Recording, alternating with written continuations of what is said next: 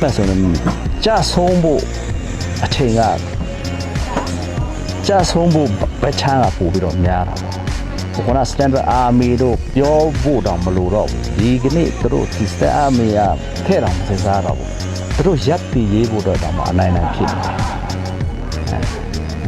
လုံးမဟိုမာစစ်တပ်ကလုံးဝပြိုကွဲသွားနိုင်တဲ့အနေအထားကတော့တဖြည်းဖြည်းတော့သွားတာပဲ